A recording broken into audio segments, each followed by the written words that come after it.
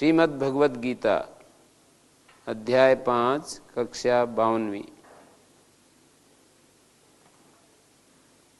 प्रसंग है कि संन्यासस्तु महाबाहो दुःखम आप्तुम अयोगता योग युक्तो मुनिर्ब्रह्म न चिरेण अधिगच्छति। हे महाबाहो, ये बिना कर्म योग के संन्यास को प्राप्त करना बड़ा कष्टदायक है, कष्टकारक है। दुःखम आप्तुम दुःखम अस्ति, प्राप्त करना दुख है। योग युक्तो, कर्म योग से युक्त हुआ मुनि न चिरेण ब्रह्म अधिगच्छति, शीघ्र ही ब्रह्म को प्राप्त कर लेता है, आत्म तत्व को प्राप्त कर लेता है। जड़ से भिन्न जो आत्म तत्व है, जड़ मानी प्रकाश्य तत्व, ब्रह्म मानी प्रकाशक तत्व, जो प्रकाश में आता है वो जड़ है। जड़ की परिभाषा कुछ अलग की जाती है, जिसमें इच्छा नहीं होती, द्वेष नहीं होता, सुख दुख नहीं होता। ये एक अलग एंगल से जड़ की परिभाषा की जाती है। जिसके अंदर इच्छा द्वेष प्रयत्न सुख दुख ज्ञान आदि नहीं होते, उसको जड़ कहते हैं। लेकिन वस्तुतः जड़ वो है जो स्वयं प्रकाश नहीं है, पर प्रकाश है, जो दूसरे से प्रकाशित होता है। तो आत्मा के रहते हुए जो भी प्रकाश में आता है उसको जड़ नाम से कहा जा रहा है, ऐसा समझ सकते हैं आप। तो यहाँ पर ये बात कही गई कि योग युक्तो मुनिर ब्रह्म, कर्मयोग से युक्त हुआ जो मुनि है, जो विचारशील है, वो शीघ्र ही ब्रह्म को प्राप्त कर लेता है, मानी प्रकाशक को प्राप्त कर लेता है। हमारे शास्त्रों में जो विवेक ख्याति शब्द का जो हम प्रयोग सुनते हैं, तो उसका तात्पर्य यही होता है कि जड़ और चेतन को अलग अलग कर देना। परमहंस जो सन्यासियों के लिए शब्द बोला जाता है, उसका तात्पर्य होता है कि वे जड़ और चेतन को अलग अलग कर देते हैं। अपने पास जो उनके पास जो विवेक होता है, ज्ञान की जो शक्ति होती है, उस ज्ञान शक्ति के द्वारा जड़ और चेतन को अलग अलग कर देते हैं। जैसे कि एक हंस नाम के पक्षी की कल्पना की गई है कि जो निरक्षीर विवेकी होता है, दूध और जल को अलग अलग कर देता है। ऐसा कोई पक्षी हो या ना हो अस्तित्व में, कोई कहते हैं कि उसके चूंच में कुछ ऐसी शक्ति होती है कुदरत की तरफ से कि यदि मिला हुआ दूध और पानी उसके सामने रख दिया जाए तो दूध पी लेगा और जल को वहीं पात्र में छोड़ देगा। तो मैं ये कह रहा हूँ कि ऐसी कोई व्यवस्था हो या ना हो, इसको एक तरफ कर दें और इसको इस रूप में लें। इसका भाव यही है कि हमारे पास जो ज्ञान शक्ति है, उस ज्ञान के द्वारा हम प्रकाशक और प्रकाश्य को, ज्ञान ही तो अलग करने वाली चीज है, प्रकाशक और ये तो प्रकाशक है, ये प्रकाश्य है। इस रूप में जैसे कि हमारे को जो अनुभव में आता है वो अनुभविता से अलग है, अनुभव अनुभविता से अलग है, अनुभव करने वाले से अनुभव अलग होता है, ऐसा आप समझ सकते हैं। जैसे हमारे को इच्छा अनुभव में आती है कि हम इच्छा करते हैं, सुख अनुभव में आता है, दुख अनुभव में आता है, और शांति अशांति अनुभव में आती है, और क्रिया निष्क्रिया हमारे को अनुभव में आती है कि हम क्रिया कर रहे हैं या अक्रिय हो करके। जो क्रिया और अक्रिया है, शांति और अशांति है, सुख और दुख है, प्रयत्न और अप्रयत्न है, ये सारी चीजें अनुभव में आती हैं। तो ये सब प्रकाशक की उपस्थिति में प्रकाशित हो रही हैं। तो इनसे, इन अनुभवों से अलग प्रकाशक तत्व है। जैसे कि हम यहाँ पर मकान के अंदर बैठे हुए हैं, तो ये मकान और मकान में हम हैं, तो मकान अलग है, हमारे को अनुभव हो रहा है कि ये मकान अलग है। जो मेरे नाम से जाना जाता है वो मैं नहीं होता है। ऐसे एक मोटी सी भाषा का प्रयोग किया जाता है। मैं को पकड़ने के लिए मेरे को हम अलग करते जाते हैं कि जो मेरा है वो मैं नहीं है, जिसको हम मेरा मेरा कहते हैं वो मैं नहीं है। और आगे चल करके तो कभी कभी ऐसा होता है कि मेरा तो नहीं है पर ऐसा अभेद संबंध हम कर लेते हैं अनात्म के साथ, आत्मा का ऐसा अभिन्न संबंध कर लेते हैं कि उसको हम मैं कहने लगते हैं।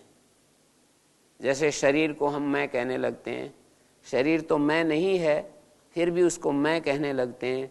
तो व्यावहारिक रूप में जिसको हम मैं कहते हैं वो भी मैं नहीं होता है। व्यवहार के धरातल पर, व्यवहार के स्तर पर जिसको हम मैं कहते हैं वो मैं नहीं होता है।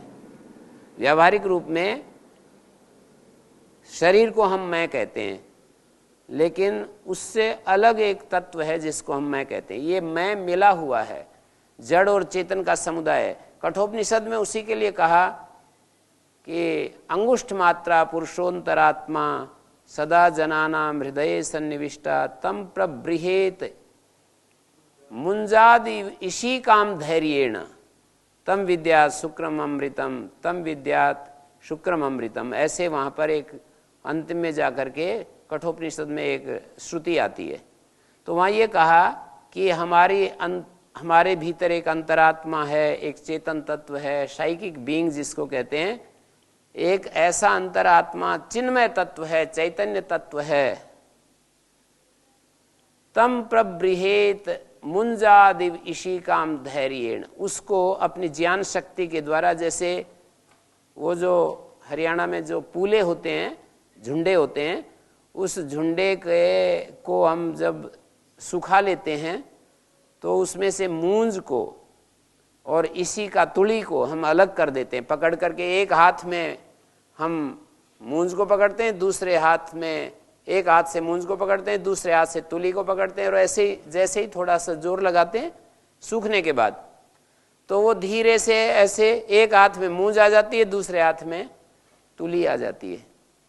तो कह रहे हैं, उपमा दी गई कि भाई अपने इस मिले हुए, वहाँ तो जो झुंडा होता है उसमें मुंज और इसी का इकट्ठे रहते हैं, लेकिन उसको अलग कर सकते हैं। इसी तरह से हमारा जो ये शरीर, मन, बुद्धि, प्राण, इंद्रियों का जो ये संघात पुरुष है, इसमें चेतन और ये शरीर आदि ये सारे मिले हुए होते हैं, पर ज्ञान की शक्ति से हम इसको अलग कर सकते हैं।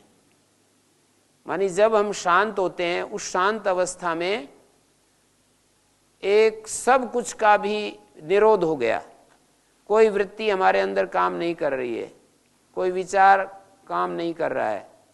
फिर सब कुछ निरुद्ध होने के बाद भी एक शांति तो बच जाती है, और वहाँ कोई बेहोशी भी नहीं होती है, वहाँ कोई ऐसी चीज नहीं होती है कि ऐसा कह दें सब कुछ नहीं है, फिर भी ऐसा अनुभव होता है कि कुछ है। उसको नाम हम कुछ भी दें, ये एक अलग बात है, उसको आत्मा कहें, परमात्मा कहें, परमेश्वर कहें, उसको चिन्मय तत्व कहें, निर्गुण तत्व कहें, निर्गुण पुरुष कहें, पुरुष तत्व कहें, दृष्टा कहें, दृषि मात्र कहें, चिन्ह मात्र कहें, चिति शक्ति कहें, जो भी नाम दें वो तो एक अलग है। पर वो जो वस्तु बचती है, जब हम सब कुछ का रेचन कर देते हैं, हटा देते हैं कि ये भी नहीं, ये भी नहीं, ये भी नहीं, नेति नेति करते करते, और एक शांति मात्र शेष वृत्ति निरोध की स्थिति आ जाती है, उसके बाद भी एक पॉजिटिव चीज रह जाती है, बच जाती है निषेध करने के बाद भी। उस पॉजिटिव चीज के ही, मैं उसको पॉजिटिव चीज कह रहा हूं, पॉजिटिव वस्तु बच जाती है। उसके अलग अलग अपने अपने देश और काल में, अलग अलग संस्कृतियों में, अलग अलग परंपराओं में उसके अलग अलग नाम पुकारे जाते हैं।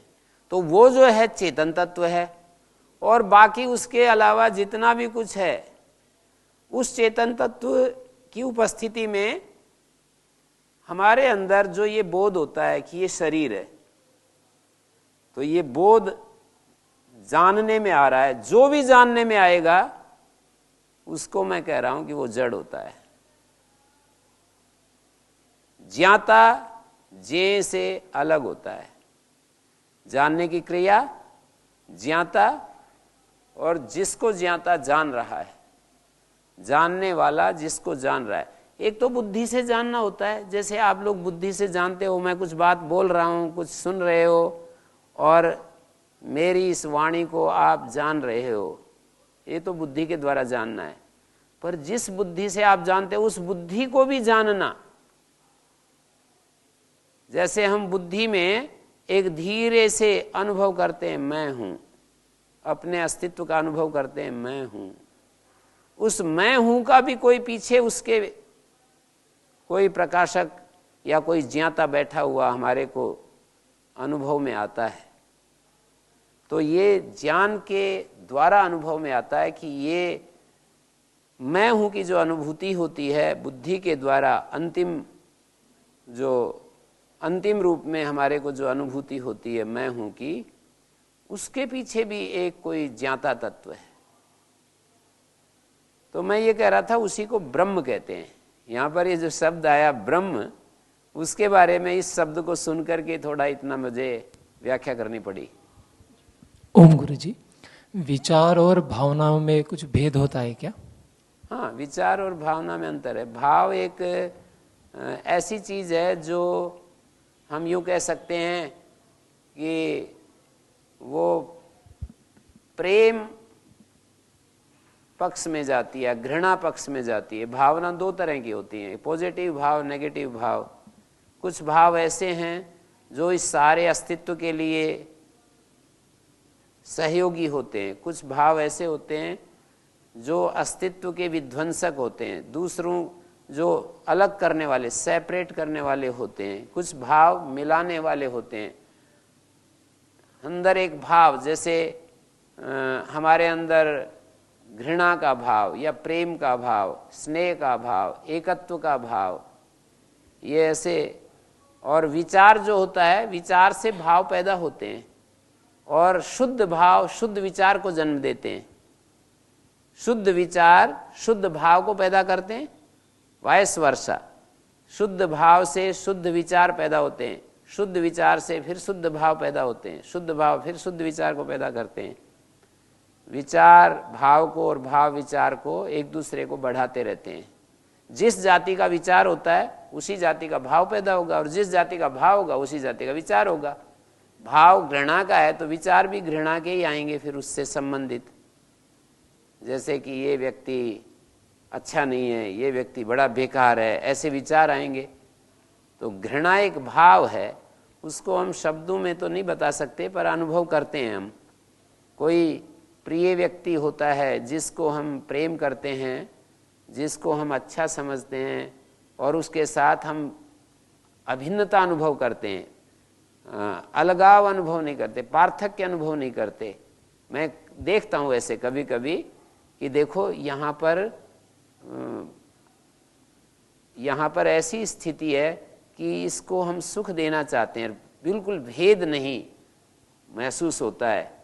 मानी अपने को जैसे सुख देते हैं हम अज्ञान की स्थिति में, जैसे हम दूसरों को महत्व नहीं देते, अपने व्यक्तित्व को महत्व देते हैं, तो ऐसे ही जब हम किसी व्यक्ति विशेष के साथ उसको जब हम ऐसा समझते हैं कि ये तो बहुत ही अच्छा है, तो उसके साथ ऐसे अभिन्न हो जाते हैं कि उसमें भेद ही महसूस नहीं होता। ऐसा नहीं होता कि मैं खा लूं और ये खाने की चीज़ है तो मुझे मिल जाए, और जबकि कोई विरोधी यदि आ जाए और कोई ऐसी चीज़ रखी हो और कोई विरोधी हमारा वहाँ उपस्थित हो जाए तो हमारे अंदर वैसा भाव नहीं आता, उसको बल्कि नहीं देना चाहते हैं, ये बेकार आदमी, इसको क्यों वस्तु दे करके और इसका वस्तु का भी अपमान किया, ऐसे भाव आ जाता है। तो मैं उस अवस्था की बात कर रहा हूँ, एक ऐसी सर्वभूत समस्त जगत में आत्म भाव की अनुभूति होती है, वो एक अलग स्थिति है।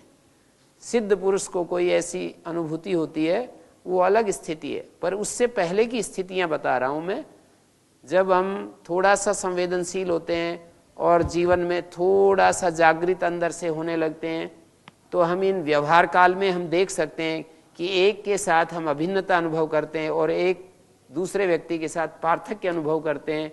तो ये जो पार्थक्य अनुभव करने वाली जो चीज़ है वो अहंकार कहलाती है, अभिमान कहलाती है, और जो एकत्व अनुभव करने वाला जो तत्व है उसको प्रेम रूप भाव कहते हैं। तो ये जो एकत्व की तरफ जो हम जाते हैं वहाँ पर शुद्ध भाव काम कर रहे होते हैं, और जब हम अलगाव की तरफ जाते हैं तो अशुद्ध भाव आ जाते हैं। ऐसा मुझे समझ में आया इस विषय में।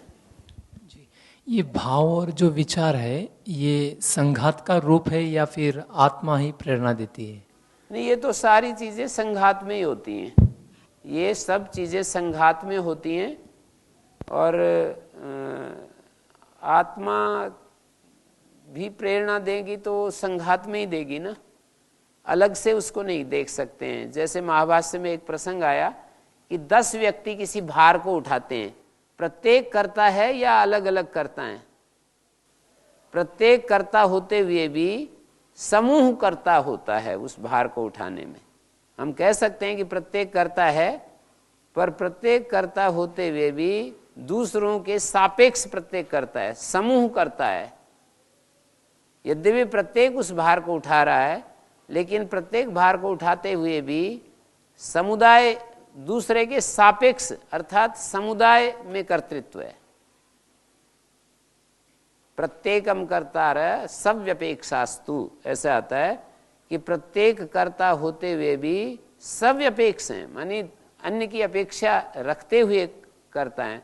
तो हम ऐसा नहीं कह सकते कि विशुद्ध रूप से उसी का वो जो भाव नाम की चीज़ है वो आत्मा से ही आती है। जो कठोपनिषद का वचन है सब जगह लगाना पड़ेगा कि आत्मेंद्रिय मनोयुक्तम भोक्तेत्याहुर मनीषिणा, और यही गीता में भी कहा है पुरुषा प्रकृतिस्थो ही भुंक्ते प्रकृति जान गुणान। पुरुष जो है प्रकृति में स्थित होकर के प्रकृतिज गुणों का भोग करता है। माने समुदाय में प्रकृति के साथ जब वो घुल मिल जाता है, प्रकृति के साथ गुणों के साथ जब एकत्व की स्थिति में होता है तब गुणों का भोग होता है। यदि वो अपने आप को अलग कर ले तो कोई भोग नहीं होता है। मेरा करके कुछ भी नहीं है इस दुनिया में, फिर कोई भी चीज़ नष्ट होती है तो मुझे क्यों दुख नहीं होता है? मेरा करके इस संसार में कुछ भी नहीं है, ऐसा ज्ञान यदि मुझ में प्रतिष्ठित हो जाए, दृढ़ता से बैठ जाए, तो फिर किसी नाश होने से, किसी चीज़ के छूटने से, वियोग से कुछ भी परेशानी नहीं होती। मेरी चीज़ जिसको हम समझ लेते हैं और फिर वो उसका वियोग होता है, और जिससे हमारे को सुख महसूस होता है उसका वियोग होता है। कुछ चीज़ें ऐसी होती हैं ना जिनसे हमारे को सुख मिलता है और वो हमारे से वियुक्त होती हैं। जैसे लक्ष्य पर पहुंचने के बाद हमारे को कोई कष्ट नहीं होता है गाड़ी को छोड़ने में, लेकिन लक्ष्य पर पहुंचने से पहले यदि कोई स्टेशन किसी बीच में ही हमारे को उतारता है तो उससे हमें को कष्ट होता है, क्योंकि वो इच्छा के विपरीत हो रहा है। तो ये तो यही कहना पड़ेगा कि संघात में कर्तृत्व है, हमारे पूरे समुदाय में कर्तृत्व है। प्रत्येक होते हुए भी अर्थात आत्मा का चैतन्य वहाँ पर अपना अंश जो है उसमें मिल गया है, बुद्धि के साथ मिल गया है। सारी चीज़ें जैसे महाभाष्य में एक जगह हमारे व्याकरण महाभाष्य में आता है कि ये जो चीज़ें हैं ऐसा भी होता है, दृष्टो ही अतदथेन गुणेन गुणिनो अर्थ भाव। ऐसा भी दुनिया में देखा जाता है कि अवयव में वो चीज़ नहीं होती पर समुदाय में आ जाती है। और उसका उदाहरण दिया जाता है कि जैसे रथ के अवयव होते हैं या गाड़ी के अवयव होते हैं, स्पेयर पार्ट्स होते हैं, उनमें गति नहीं होती है, उनमें चलने की शक्ति नहीं होती है, पर समुदाय में वो गति आ जाती है, चलने की शक्ति आ जाती है। ऐसा उन्होंने पहले तो सुरा के अवयव का कि एक सुरा के छोटे से दाने में मादकता नहीं होती पर समुदाय में मादकता आ जाती है, तो उस उदाहरण को तो खंडित कर दिया। बोले कि नहीं, सुरा का एक दाना भी किसी के लिए तो मादक हो सकता है, छोटे से चींटी के लिए एक दाना भी मादकता उत्पन्न कर सकता है। सुरा का जो एक पार्ट है, पार्टिकल है, वो किसी के लिए तो मादक हो सकता है। तो बोले चलो एक दूसरा उदाहरण देते हैं। जैसे रथ के अंग होते हैं, उनमें प्रत्येक में भार वहनता और गति और ये सब सामर्थ्य नहीं होता है, लेकिन समुदाय में तो होता है। तो हमारे इस आँख नाक कान इंद्रियां शरीर मन बुद्धि ये जो अवयव हैं, इनमें वो सब चीज़ें नहीं होती। एक एक हिस्से में यदि देखें, अलग करके देखें कि इसमें क्या है, लेकिन समुदाय में तो है। तो समुदाय में सारी चीज़ों का जब कॉम्बिनेशन होता है तो इस तरह की स्थिति बनती है। मैं आपको ब्रह्म की बात कह रहा था कि ये ब्रह्म तत्व क्या है। तो ब्रह्म का एक रूप तो है सबल और एक है शुद्ध। सबल रूप तो संघात को कहते हैं। षड धातु समुदाय पुरुष कहा जाता है, चतुर्विंशति पुरुष कहा जाता है आयुर्वेद में। ये जो शरीर है हमारा, पृथ्वी अब तेज वायु आकाश और चेतना धातु, इन 6 धातुओं का सम्मिश्रण है। ये ब्रह्म का सबल रूप है, ये ब्रह्म का मिश्रित रूप है, लेकिन एक ब्रह्म का निर्गुण रूप भी है।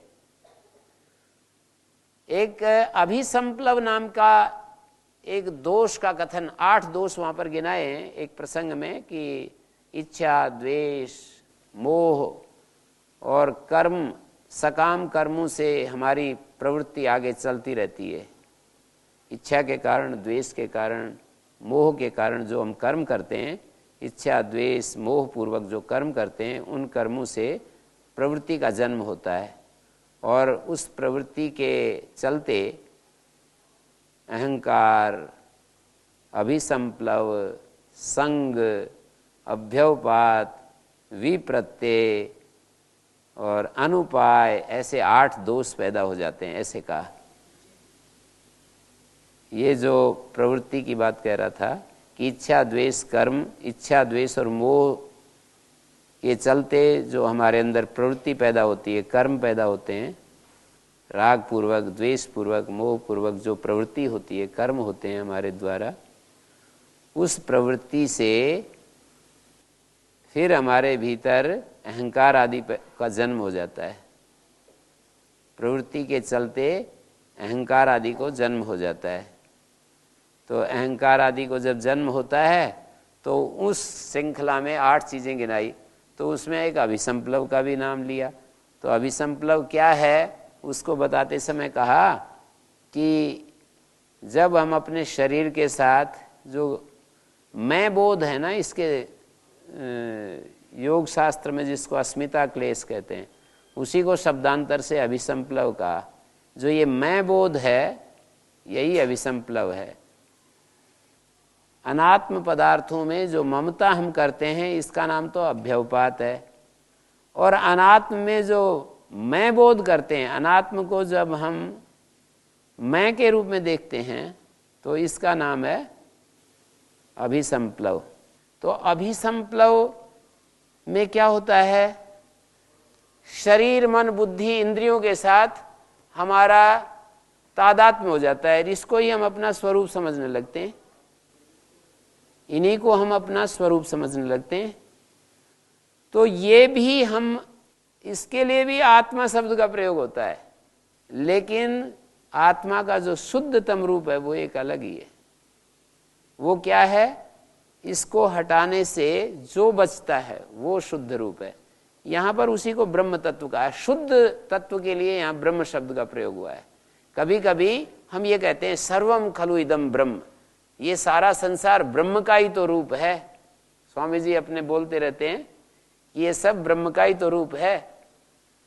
तो यहाँ पर जो ये कहा है कि नचिरेण ब्रह्म आदि गच्छति, इसको हम साधन के रूप में, वहां पर कहा है, अभिसंप्लव की बात मैं कह रहा था कि हम व्यष्टि रूप में जब तादात्म्य करते हैं एक एक चीज के साथ, सब अवस्थाओं में जो हम बाल्य, युवा और वार्धक्य और जागृत अवस्था, स्वप्न अवस्था, और अपने को मैं इसका सृष्टा हूँ, मैं इसका निर्माता हूँ, ऐसे ऐसे जो बोध होता रहता है, ये सारा जो चक्र है ये तो मिथ्या ज्ञान से युक्त है। लेकिन यदि हम संपूर्ण के साथ, सारे अस्तित्व के साथ हम अपने स्वरूप को देखते हैं, ये सब मैं ही तो है, तो कहते हैं वो तो सम्यक ज्ञानी है। एक एक व्यष्टि के साथ यदि हम अपने आप को देखते हैं कि ये मैं शरीर हूँ, कितना मेरे साथ देखो मैं सुंदर हूँ, कुरूप हूँ, मैं ऐसा हूँ वैसा हूँ, ये तो है अभिसंप्लव, लेकिन और इसका नाम मिथ्या ज्ञान है। लेकिन यदि हम संपूर्ण के साथ, यदि गीता में जिसको विश्व रूप दर्शन कहा है, इसकी जो चरम परिणति होती है इस ज्ञान की विश्व रूप दर्शन में, अर्थात किसी भी चीज को हम अपने आप को उस अस्तित्व से अलग करके नहीं देखते। लोक सम्मितो यम पुरुषा, संपूर्ण सर्वलोको अहम, ये सारा संपूर्ण अस्तित्व ही तो मैं हूं, इस रूप में जब देखते हैं तो मिथ्या ज्ञान नहीं है, ऐसे वहां पर कहा है। तो या तो यहां ब्रह्म तत्व शब्द से, जिसको गीता में पुरुषोत्तम नाम से कहा है, गीता में विश्व रूप दर्शन से कहा है, ये अलग अलग शब्दों का प्रयोग जो होता है उसको हमें समझ लेना चाहिए कि कहां पर किस शब्द का प्रयोग किस अर्थ में हुआ। पुरुषोत्तम का गीता में इसी अर्थ में प्रयोग हुआ, एक व्यष्टि रूप, एक समष्टि रूप और दोनों से अतीत रूप। व्यष्टि, समष्टि और दोनों से भी अतीत। व्यष्टि रूप, समष्टि रूप यूनिवर्स है, इंडिविजुअल, यूनिवर्सल और ट्रांसेंडेंटल, इन तीनों का समुच्चय है पुरुषोत्तम है। और संपूर्ण अस्तित्व में हम जब ब्रह्म को देखते हैं, सर्वम खलु इदम ब्रह्म आदि जो वाक्य हम सुनते हैं वो उपनिषद दर्शन में, सब कुछ ये ब्रह्म ही है, तो इसको मिथ्या ज्ञान नहीं कहते। ये बड़ी विशेष बात है जो बड़े प्रयत्न से इसका प्रकाश हुआ है कि ये संपूर्ण अस्तित्व को यदि हम ब्रह्म के रूप में देखते हैं तो ये मिथ्या ज्ञान नहीं है। एक एक व्यक्ति के रूप में मैं ब्रह्म हूं, जैसे मान लीजिए मैं आत्मा हूं, मैं ये जो शरीर के रूप में इस पूरे अस्तित्व से अलग करके अपने को हम यदि आत्म शब्द से कहते हैं तो ये फिर मिथ्या ज्ञान हो जाता है, क्योंकि उसमें फिर मैं आत्मा हूं, ये आत्मा नहीं है, मैं विशेष हूं, ये विशेष नहीं है, ये अविशेष है, ये सामान्य है, मैं विशेष हूं, ये सामान्य है, ऐसा बोध आता रहता है बीच में। हाँ जी, ये भगवान तो विश्व रूप है, ये बात तो समझ में आती है, मैं कैसे विश्व रूप हो सकता है? नहीं, मैं है ही नहीं, अलग अलग नाम की चीज है ही नहीं। सर्वलोको अहम यद ब्रह्मांडे तत्पिंडे लोक सम्मितो यम पुरुषा, जो तत्व लोक में हमको अनुभव होते हैं वही यहाँ पर हैं। विभाजन करके देखना जो है यही तो मिथ्या ज्ञान है। जब हम ऐसा करके देखते हैं कि मैं अलग हूं और ये लोक अलग है, तब तो फिर जब सारे अस्तित्व को देखेंगे एज ए होल तो उसमें पृथक्करण की कोई बात ही नहीं बचती है। सारा अस्तित्व ही एक अखंड रूप में हमारे सामने उद्घटित होता है। मैं ही विश्व रूप हूँ। हाँ, तो ये तो मैं शब्द का मतलब क्या है, यही तो मैं कह रहा था कि मैं शब्द अलग अलग अर्थों में बोला जाता है। छांदोग उपनिषद में भूमा की बात चलाई कि ये भूमा की जिज्ञासा करनी चाहिए, तो वहां पर कहा कि भूमा ऊपर है, भूमा नीचे है, भूमा दाएं है, भूमा बाएं है, सब जगह भूमा ही भूमा है। फिर इस बात को कहा, इसी भूमा को यदि हम मैं के साथ जोड़ के देखें तो हम कहेंगे मैं ही ऊपर हूं, मैं ही नीचे हूं, मैं अहंकारादेश बोलते हैं इस मैं के साथ। लेकिन बोले अहंकार कभी कभी शरीर के साथ भी जोड़ करके बोला जाता है, इसलिए तीसरा एक और कथन किया वहां पर, आत्मा ही ऊपर है, आत्मा ही नीचे है, आत्मा ही दाएं है, आत्मा ही बाएं है, आत्मा ही सब कुछ है, आत्मा ही सर्वत्र सब कुछ है, सर्वत्र है। तीन शब्दों को पर्याय के रूप में कथन किया है वहां पर। भूमा ही सब कुछ है, भूमा ऊपर नीचे दाएं बाएं है। भूमा माने भूमा क्या है? जब हम लोग कुछ अन्य को नहीं देखते, कुछ अन्य को नहीं सुनते, अन्य कुछ को नहीं जानते, तो उसको भूमा कहते हैं। यदा ही नान्यत पश्यति नान्यत शृणोति नान्यत विजानाति स भूमा। अथ ही अन्यत पश्यति अन्यत शृणोति अन्यत विजानाति तन्मर्त्यम। भूमनि सुखम भूमा ए विजिज्ञासितव्या। नाल पे सुखम अस्ति, अल्प में सुख नहीं है। अर्थात जिन जिन चीज़ों को हम जानते हैं, जिन जिन चीज़ों को हम अनुभव करते हैं, जिन जिन चीज़ों को हम देखते हैं, विचार करते हैं, वो सब अल्प की मर्त्य श्रेणी में आती हैं। वो मर्त्य इस कैटेगरी में आती हैं, अल्प श्रेणी में आती हैं। और हमारे अस्तित्व में एक ऐसी स्थिति है, हम पूरी शांति में होते हैं और किसी अन्य को नहीं सुनते, नहीं अन्य को नहीं देखते, अन्य को नहीं जानते। तो वो जो स्थिति है वो भूमा की स्थिति है। तो बोले इसी को अहंकारादेश, मैं ही ऊपर हूं, मैं ही दाएं हूं, मैं ही नीचे ऊपर दाएं बाएं सर्वत्र मैं ही हूं। तो फिर अथ आत्मादेशा, इसी अहंकारादेश को, आत्मा ही ऊपर है, आत्मा ही नीचे है, आत्मा ही दाएं है, आत्मा ही बाएं है, सब जगह आत्मा ही आत्मा है। तो मैं का प्रयोग हम किसके लिए कर रहे हैं इसके ऊपर डिपेंड करता है। मैं का प्रयोग यदि हम अपने इस शरीर के लिए कर देते हैं तो ये मिथ्या ज्ञान है। केवल हम अपने इस व्यष्टि रूप के लिए मैं का प्रयोग कर लेते हैं, क्योंकि इसमें हमने एक इंडिविजुअलिटी, एक पर्सनालिटी निर्मित कर ली है, हमने एक व्यक्तित्व निर्मित कर लिया है। और व्यक्तित्व का डिजोल्व हो जाता है जब हम ये कहते हैं कि मैं ही सर्वत्र हूं, मैं ही सब कुछ हूं, मैं ही सूर्य हूं, मैं ही पृथ्वी हूं, मैं ही जल हूं, अग्नि हूं, वायु हूं। ऐतरेय उपनिषद में बिल्कुल यही बात बताई है कि ये सब कुछ प्रज्ञान रूप ब्रह्म ही तो है। ये एक मिथ्या भाव है या वास्तव में ऐसा है? नहीं, मिथ्या भाव कैसे है, वास्तविक भाव है। यद ब्रह्मांडे तत्पिंडे लोक सम्मितोयम पुरुषा।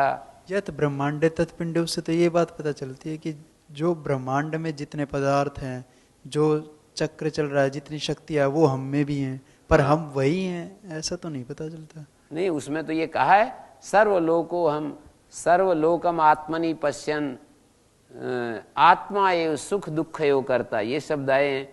जब हम ये अनुभव करते हैं, अपने आत्मा में संपूर्ण अस्तित्व को जब अनुभव करते हैं, तो हमारे सिवाय सुख दुख का करता और कोई नहीं रहता। आत्मा ही, हम ही सुख दुख के करता है।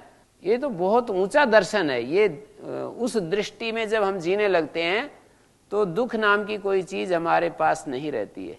यही गुरु जी कह रहा था कि उस दृष्टि में हम जीने लगते हैं, मतलब हम एक भाव अपने अंदर बना लेते हैं। वास्तव में वो है या नहीं, इस बात की पुष्टि तो नहीं कर रहे हैं।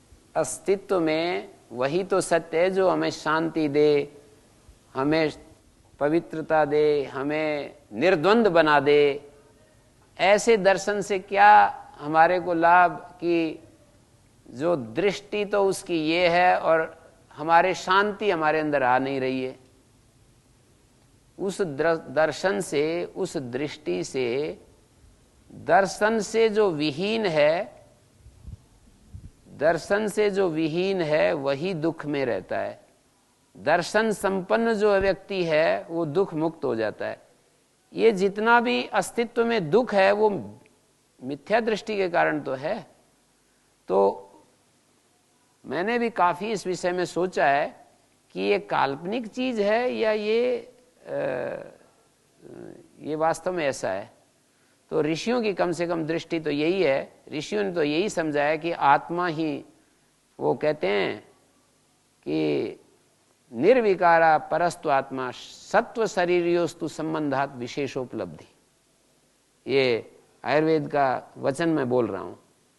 निर्विकारा परह आत्मा सर्वभूतानाम अविशेषः, ये शब्द डाला है वहां पर। सब भूतों का एक ही है निर्विकार परमात्मा। तो सत्व और शरीर के साथ संयोग होने से विशेष उपलब्धि हो रही है। मन के साथ और शरीर के साथ जो संयोग हुआ उसके कारण से अलग अलग पार्थक्य उपलब्धि हो रही है। तो जब एक ही आत्मा है सर्वत्र और मन के कारण और शरीर के कारण से जो पार्थक्य अनुभव हो रहा है हमारे अंदर, अहंकार के कारण से जो पृथकता की उपलब्धि हो रही है हमारे भीतर, उसके कारण हमें अशांति आती है, उसके कारण दुख आता है। दृष्टि के विपर्य के कारण ही तो। फिर मतलब दूसरा कोई कुछ है ही नहीं, दूसरा कि मुझसे अलग कोई है, मुझसे अलग कोई है ही नहीं। ये तो औपनिषद दर्शन में यद अस्मिन उदरम अंतरम कुरते तस्य भयम भवति। औपनिषद श्रुति ये कहती है कि इस दृष्टि में थोड़ा भी जो अंतर करता है उसको भय होगा ही। योग दर्शन में ये कहा एक सिद्धि में कि इस द्युलोक और अंतरिक्ष लोक के बीच में जो सिद्ध पुरुष है उनके दर्शन होते हैं, तो ये तो दूसरा है कोई नहीं। ये तो व्यावहारिक धरातल पर कितना सारा प्रपंच है, तो व्यवहार में तो उस दृष्टि को जब तक नहीं प्राप्त कर ले तब तक तो हम भ्रांति में से गुजरते हुए चल ही रहे हैं। तो तत्वतः है वो एक चीज हुई, वास्तव में तो मतलब तात्विक दृष्टि से तो एक ही है, और ये जो अज्ञान के कारण से हमें भेद दृष्टि महसूस होती है, ऐसे कहना चाहिए कि अंतिम जो दर्शन है, अंतिम जो दृष्टि है, उसमें तो एकत्व आ जाता है, लेकिन उससे पहले जब तक वो स्थिति नहीं आती तब तक हमें भेद महसूस होगा। एकत्व मतलब हमें ऐसी दृष्टि मिल जाती है कि एकत्व है, जो मैं हूं वही वो है, और अनुभव में भी आता है। पर उसकी भी एक पृथक सत्ता है वास्तव में। पृथक सत्ता तो है ही, लेकिन पृथक सत्ता है, लेकिन उसके मूल में जब जाते हैं, उसके मूल में जब जाते हैं तो वो एकत्व का अनुभव होता है, और उस एकत्व अनुभव को ही अंतिम दर्शन कहा है, अंतिम दृष्टि कही है, अंतिम अनुभव कहा है यहाँ पर। तत्परम प्रशांतम अक्षरम ब्रह्म निवृत्ति ही अपवर्ग, ऐसे शब्द बोलते हैं। भगवान के साथ तो हम ऐसे हैं, पर आत्मा आत्मा आत्मा ये जो है ये तो व्यवहारिक दृष्टि से मन के साथ और शरीर के साथ संयोग, जो मैंने वाक्य बोला आयुर्वेद का कि निर्विकारा परस्तु आत्मा सर्वभूतानाम अविशेषा सत्व शरीरियोस्तु संयोगात विशेषोपलब्धि, इस वाक्य का और कोई अर्थ हो ही नहीं सकता है।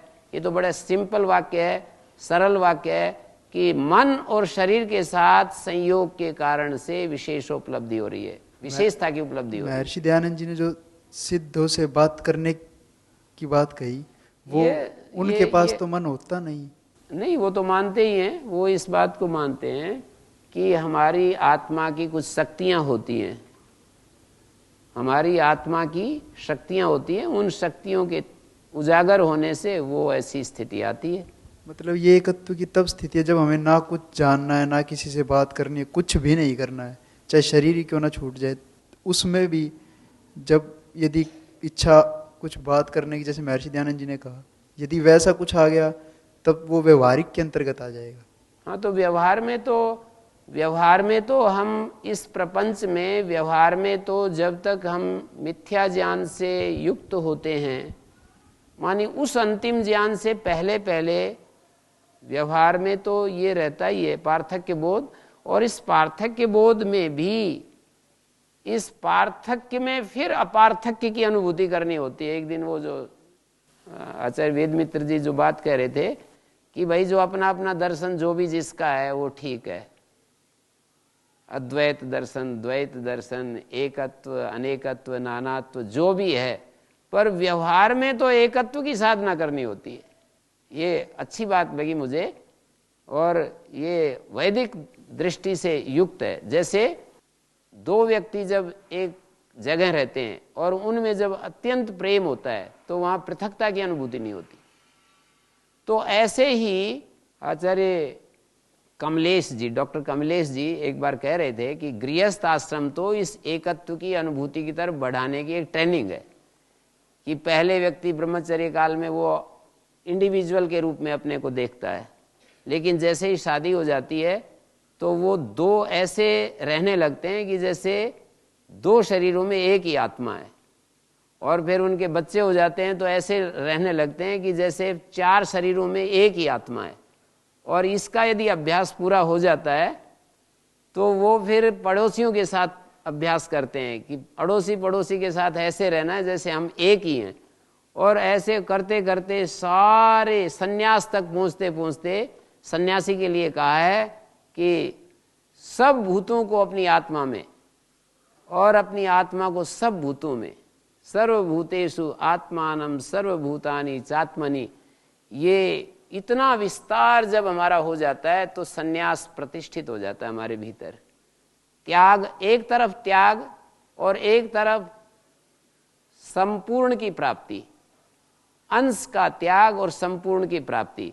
अंश जिसको हम कहते हैं मैं, उसका तो त्याग, और संपूर्ण की प्राप्ति, ऐसा कहना चाहिए। क्योंकि अवयव के रूप में जब हम देखते हैं तो अपने मैं को हम अंश में देखते हैं, लेकिन जब हमारा एकत्व भाव पूरा फैल जाता है तो ये एकत्व की जो उपलब्धि है, ये तत्र को मोहा कह शोका एकत्व अनुपश्यता, उस एकत्व की स्थिति आने के बाद मोह और शोक से हम अतीत हो जाते हैं। तो ये दृष्टि तो बहुत ही अच्छी है, कोई इसको सिद्ध कर सके और कोई इसमें जी सके, इसका चिंतन भी कितना सुखद है, इसके बारे में सोचना भी। और व्यवहार में जब मैं देखता हूँ कि अपने मित्रों के साथ हम कितना सहज होते हैं, दिमाग कितना हल्का होता है और कोई उसके आक्रामकता नहीं होती है, उसको दबाने का भाव नहीं होता है, हारने का भाव, हारने का भय नहीं होता है, जीतने की खुशी नहीं होती है, और आपस में एक रूपता रहती है। जहाँ जहाँ आप अनुभव करके देखिए, और जितनी देर के लिए अनुभव इस अनुभव में रहें उसको देखिए, उस अनुभव को फिर अपने जीवन का आधार बनाइए। माने किसी एक एक व्यक्ति को खड़ा करके और व्यवहार में उसके साथ जो व्यवहार होता है उसको देखिए। वो व्यवहार हमारा जब पूरा व्यापक रूप में हो जाता है, बिना भेदभाव के हो जाता है, तो उस स्थिति में हमें मुक्ति मिलती है, उससे पहले नहीं मिलती है मुक्ति।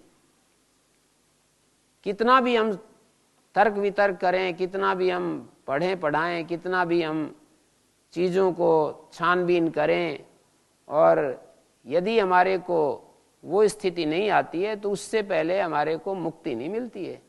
मुक्ति के लिए अद्वैत की स्थिति आना तो जरूरी है। बेशक तत्वतः द्वैत अद्वैत जो भी है, माने तात्विक दृष्टि से एक आत्मा अनेक आत्माएं, ये सब कुछ होते हुए भी व्यवहार में तो हमारे को ऐसा, क्योंकि तात्विक दृष्टि से तो जिसने जैसा देखा उसने वैसा कह दिया, जिसने जैसा अनुभव किया उसने वैसा बता दिया। अब हमें व्यवहार के स्तर पर तो अद्वैत की स्थापना करनी होगी, यदि हम चाहते हैं कि हमारे जीवन में मोह ना रहे, शोक ना रहे, दुख ना रहे, हमारे जीवन में अमरत्व आ जाए, अमृतत्व आ जाए, निर्भयता आ जाए, और हमारे जीवन में पूर्णता आ जाए, हमारे जीवन में तृप्ति आ जाए, संतोष आ जाए। ऐसी चीज़ें यदि हम प्यासे हैं, इन चीज़ों के प्यासे हैं, तो इसको हमें करना ही पड़ेगा, इसको सिद्ध करना पड़ेगा। और ये जो सिद्धि है इसी को ब्रह्म प्राप्ति कहते हैं। क्षेम प्राप्ति, ब्रह्म प्राप्ति, ऐसे शब्दों का प्रयोग किया है शास्त्रकारों ने। तो ये सन्यास जो है बिना कर्म योग के नहीं मिलता। इसका भाव ये है कि समस्त जो वस्तुएं हैं, व्यक्ति हैं, संबंध हैं, क्रियाएं हैं, इनका जो त्याग है, इसी का नाम तो सन्यास है। पर हम इतने घुले मिले रहते हैं इन सब चीज़ों के साथ, तो त्याग कैसे हो पाएगा? इसलिए कर्मयोग से स्टार्ट करते हैं। कहते हैं ना, कहाँ से हम शुरू करें अपने जीवन की यात्रा को? साधक ये पूछता है कि शुरुआत कहाँ से करें? तो भगवान गुरु हमको ये बताते हैं, शुरुआत कर्मयोग से करो। कर्मयोगो विशिष्यते, कर्मयोग से अपनी शुरुआत करो, अपने कर्मों को पूजा बनाओ, भगवान को अर्पण करो। ऐसी प्रक्रिया से तुम्हारे अंदर जो द्वेष है और राग है वो क्षीण होता जाएगा। कर्मयोग का मतलब कर्तव्य विज्ञान, कर्मयोग का मतलब दूसरे के अधिकारों की रक्षा। तुम जीव बनकर ईश्वर के अधिकार की रक्षा करो, व्यक्ति बनकर समाज के अधिकार की रक्षा करो, शिष्य बनकर गुरु के अधिकार की रक्षा करो, गुरु बनकर शिष्य के अधिकार की रक्षा करो, और पति बनकर पत्नी के अधिकार की रक्षा, पत्नी बनकर पति के अधिकार की रक्षा, मित्र बनकर मित्र के अधिकार की रक्षा, जीव बनकर ईश्वर के अधिकार की, बड़ी महत्वपूर्ण बात है, जीव बनकर के ईश्वर के अधिकार की रक्षा। ईश्वर का अधिकार है कुछ हमारे ऊपर, वो चाहता है कि हमारे अंदर प्रेम तत्व सर्वातिशायी स्थान प्राप्त कर ले। ये ईश्वर का अधिकार है हमारे लिए। और उसके अधिकार की रक्षा करें, व्यक्ति बनकर समाज के अधिकार की रक्षा करें, और मित्र बनकर मित्र के अधिकार की रक्षा करें, स्वामी बनकर सेवक के अधिकार की रक्षा करें, सेवक बनकर स्वामी के अधिकार की रक्षा करें, वैद्य बनकर के रोगी के अधिकार की रक्षा करें, रोगी बनकर के वैद्य के अधिकार की रक्षा करें, ग्राहक बनकर दुकानदार के अधिकार की रक्षा करें, और दुकानदार बनकर ग्राहक के अधिकार की रक्षा करें। दुकानदार का ग्राहक का क्या अधिकार है कि शुद्ध चीज दे, मिलावट ना करे, इसका नाम है कर्मयोग। ये जो मैंने अधिकार रक्षा की बात कही, इसको कर्मयोग कहते हैं। और कर्मयोग से हमारा चित्त शुद्ध हो जाता है। जब हम दूसरे के अधिकारों की रक्षा करने में जुट जाते हैं, ये साधक की दृष्टि है, ये सांसारिक दृष्टि है, अपने अधिकारों का त्याग करना और दूसरे के अधिकारों की रक्षा करना, ये है कर्मयोग, कर्म विज्ञान। और इस कर्म विज्ञान के द्वारा हम जो है ये व्यवहारिक जो धरातल पर हम जीवन जीते हैं, हम जो एक राष्ट्र दूसरे राष्ट्र के साथ जो अपना संबंध बनाए हुए है और जो संघर्ष में जी रहे हैं और अपने अधिकारों की मांग की जाती है और उसको बहुत ही गौरवान्वित किया जाता है, अधिकारों की रक्षा, अधिकारों की मांग को एक बड़ा महिमा मंडित किया जाता है, तो उससे मेरा कुछ लेना देना नहीं। वो तो जैसे संसार चल रहा है वो अपनी जगह चल रहा है, उसके लिए मैं कोई उनके बीच में हस्तक्षेप नहीं कर रहा हूँ। वो उनका जो स्तर है जीने का और उस स्तर से वो आगे बढ़ रहे हैं और अपने अस्तित्व को स्थिर किए हुए हैं, तो वो उनके लिए मैं कुछ नहीं कह रहा हूँ। मैं ये कह रहा हूँ कि हम इस अस्तित्व में जीवित हैं तो हमारे चारों तरफ जैसे ही हमारी आंखें खुलती हैं, हमें बिल्कुल पता है कि ये संसार मेरे साथ कैसा व्यवहार करे। हम सब जानते हैं कि दुनिया मेरे साथ कैसा व्यवहार करे, दुनिया मेरे को किस नज़र से देखे, दुनिया मेरे से कैसे बात करे, दुनिया मेरे साथ उसका जो दृष्टिकोण है दुनिया का मेरे प्रति वो क्या होना चाहिए, हम सब जानते हैं। बस इसको उलट देना ही कर्तव्य विज्ञान होता है। इसी को वापस उलट दें। जो हम जानते हैं कि भाई ये संसार मेरे साथ कैसे बरते, मैं एक ग्राहक बनकर दुकानदार के पास जाता हूँ तो मैं अच्छे से जानता हूँ कि ये दुकानदार मेरे साथ कैसा बर्ताव करे। हम एक पति बनकर के पत्नी के सामने उपस्थित होते हैं तो हम अच्छी तरह जानते हैं कि पत्नी को कैसे मेरे साथ बर्ताव करना चाहिए, पत्नी भी अच्छी तरह जानती है कि पति को कैसे व्यवहार करना चाहिए। राजा प्रजा के सामने उपस्थित होता है, अच्छी तरह से जानता है कि प्रजा मेरे को कैसे नज़र से देखे। राजा तो जानता है पर प्रजा भी जानती है कि राजा मेरे को कैसे, मेरे लिए क्या करे।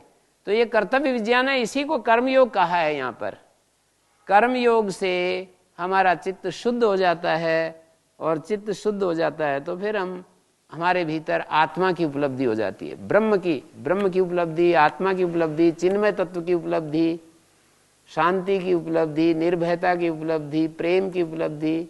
शब्दांतर से एक ही बात को, योग युक्तो विशुद्धात्मा विजितात्मा जितेंद्रिय सर्वभूतात्म भूतात्मा कुर्वन्नपि न लिप्यते। आगे कहते हैं योग युक्त, कर्म योग से युक्त हुआ।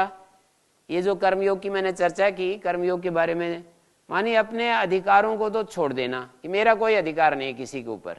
एक विशेष साधक की दृष्टि से मैं ये बोल रहा हूँ, और उस दृष्टि में कोशिश करता हूँ मैं जीने का कि मेरा किसी पर कोई अधिकार नहीं है। मेरा कर्तव्य जरूर है। क्या है वो कर्तव्य? कि मेरे सामने जो भी संसार है, मेरे सामने पेड़ आते हैं तो मुझे उनके अधिकार की रक्षा करनी है। कोई पौधा सूख रहा है तो मुझे उसके अधिकार की रक्षा करनी है, उसमें पानी देना है। कोई गंदगी पड़ी हुई है तो उसका अधिकार है, वो कहती है गंदगी कि मेरे को उठाओ यहाँ से, एक तरफ करो इसको, ऐसे मेरे को सबके बीच में डाला हुआ है, मेरा स्थान नहीं है ये। वो गंदगी कहती है, हमको संदेश देती है कि ये मेरा स्थान नहीं है, इसको उठा करके कहीं एक जगह रखो।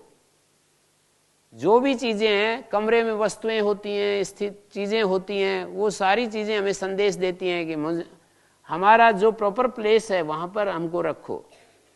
आचार्य भवेंद्र जी की तरह चीजें व्यवस्थित, वो चीजें हमको कहती हैं कि हमको एक एक हमारा जो जगह है वहां पर रखो।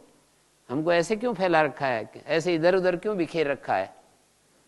तो ये सब सारा अस्तित्व, हमारे चारों तरफ बिखरा हुआ अस्तित्व हमें अधिकार की रक्षा की दुहाई देता है कि मेरे अधिकार की रक्षा करो, मेरे अधिकार की रक्षा करो, मेरे अधिकार की रक्षा करो। इसी को योग कहते हैं। योग युक्तो विशुद्ध आत्मा। जब योग से युक्त हो जाता है तो आदमी निश्चित रूप से, मनुष्य निश्चित रूप से उसकी आत्मा शुद्ध हो जाती है। योग से, कर्म योग से युक्त हुआ उसकी आत्मा विशुद्ध हो जाती है और वास्तव में वो जितेंद्रिय हो जाता है। उसने समझो अपने आप को जीत लिया है। और जितेंद्रिया विजित आत्मा, विजित देह, आत्मा का देह है। जिसने अपनी देह को जीत लिया है, जिसने अपनी इंद्रियों को जीत लिया है, विशुद्ध आत्मा। देखिए दो जगह आत्मा शब्द आया, एक जगह मन का वाचक, एक जगह देह का वाचक, एक जगह जितेंद्रिय। विशुद्ध आत्मा जिसने अपने मन को जीत लिया, विशुद्ध सत्व, अपने मन को शुद्ध कर लिया है, और जिसने अपनी देह को जीत लिया है, जिसने अपनी इंद्रियों को जीत लिया है।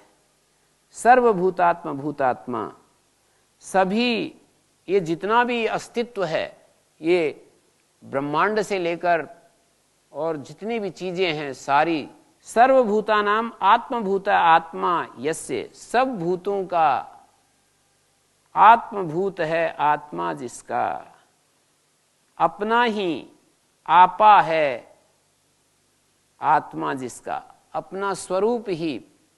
वही बात आ गई, सर्वभूतात्मा भूतात्मा क्या चीज है?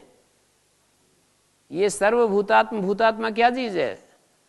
सब सारा जो ब्रह्मांड है, वो सब ब्रह्मांड में मैं ही तो फैला हुआ हूं। स्वामी राम इसके बड़े उपासक थे। स्वामी राम तीर्थ बोलते थे कि ये सूर्य में भी मैं ही चमक रहा हूं, चंद्रमा में भी मैं ही, और शहंशाह राम, ऐसे बोलते थे। तो सर्वभूतात्मा भूतात्मा, सारे भूतों का आत्मभूत है आत्मा जिसका, सब भूतों का। सर्वेशाम ब्रह्मादि नाम स्तंभ पर्यंता नाम, एक शब्द लिखते हैं भगवान शंकराचार्य, ब्रह्मादि नाम स्तंभ पर्यंता नाम। ये एक टेक्निकल शब्द है इनका, मानी ये सबसे बड़ा भूत जो है वो ब्रह्मांड है, और सबसे छोटा जो भूत है वो एक तिनका है। तो सर्वभूता नाम मानी ब्रह्मांड से लेकर तिनके तक, ये ब्रह्मांड भी एक शरीर है। जैसे हमारा तिनका एक शरीर है, ये शरीर एक शरीर है। जैसे हम मनुष्यों का एक शरीर, गाय का एक शरीर, हाथी का शरीर, कुत्ते का शरीर, जैसे ये सारे शरीर होते हैं, ऐसे ही सब भूतों का जो आत्मभूत है आत्मा जिसका, ऐसा सर्व भूतात्म भूतमा सम्यक दर्शी, ऐसा जो सम्यक दर्शी है, कुर्वन् अपि न लिप्यते, कर्म करता हुआ भी लिप्त नहीं होता है, उस कर्म की वासना उसके ऊपर नहीं पड़ती है। कुर्वन् अपि न लिप्यते। इंद्रिया और मन जीतने के बाद विजितात्मा शब्द से किसको कहा? यहाँ पर आत्मा शब्द का एक देह अर्थ भी होता है।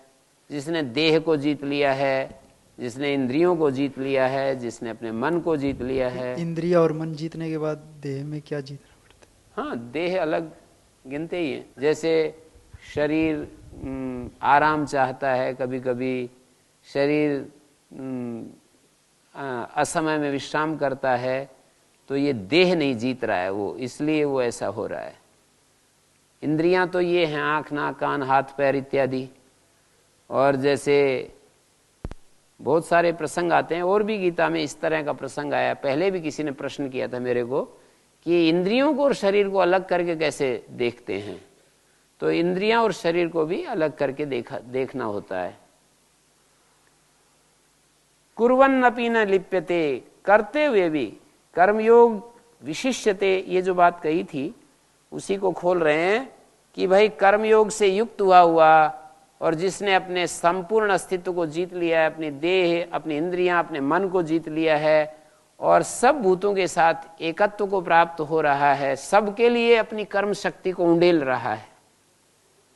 सबके लिए कैसे उंडेलते हैं? जैसे इस शरीर के लिए हम भोजन करते हैं, तो भोजन करते हैं तो सारे शरीर में वो चीज फैल जाती है। तो भाव में हमारे ऐसा आना चाहिए कि हम सब एक ही हैं। ये जो दृष्टि है, हमारे सारे शास्त्रों की इतनी इस दृष्टि पर बल दिया गया है, इस दृष्टि पर इतना जोर दिया गया है और कहा है कि ये दृष्टि हमें मुक्ति की तरफ ले जाती है। तो सर्वभूतात्म भूतात्मा कुर्वन् अपि न लिप्यते, ऐसा जो सम्यकदर्शी है, ऐसा व्यक्ति लोक संग्रह के लिए कर्म करता हुआ भी लिप्त नहीं होता है। लोक संग्रह क्या है? ये सारा अस्तित्व, जैसे ये शरीर एक व्यक्ति है और शरीर के अंदर बहुत सारे पार्ट्स हैं और उनमें हमें भेद में अभेद दृष्टि रहती है, हमेशा बराबर बनी रहती है। आंख, नाक, कान, हाथ, पैर, ये भिन्न भिन्न अवयव होते हुए भी हमारे को अभेद दृष्टि बनी रहती है। इसी तरह से ये सारा जो अस्तित्व के हिस्से अलग अलग घटक दिखाई देते हैं, इनमें भी जब हमारे को अभेद दृष्टि स्थापित हो जाती है, मुश्किल है, ये सरल नहीं है। जब हमारे प्रतिकूल कोई आचरण करता है तो ये गायब हो जाती है। कोई व्यक्ति हमारे मन के खिलाफ चलता है, हमारे ज्ञान के खिलाफ चलता है, तो उस समय ये दृष्टि गायब हो जाती है। तभी तो स्थित रखना पड़ता है, उसी मौके पर तो इसको साधना पड़ता है। गायब हो जाती है, इसलिए तो कह रहे हैं कि ये बड़ी मुश्किल चीज है इसको प्राप्त करना। गीता में सात्विक ज्ञान, राजसिक ज्ञान, तामसिक ज्ञान, ज्ञान की कई कैटेगरी बताई। सात्विक बुद्धि, राजसिक बुद्धि, तामसिक बुद्धि। तो ये सात्विक ज्ञान का स्थिति है। वहां पर कहा है गीता में ही, सात्विक ज्ञान जो भिन्न भिन्न चीजों में एकत्व का अनुभव करता है, और राजसिक ज्ञान जो अलग अलग अनुभव करता है, चीजों को अलग अलग देखता है। तो इस तरह से यहां पर कर्मों से वो बंधता नहीं है जो इस तरह से कर्म करता है। शेष चर्चा हम कल करते हैं।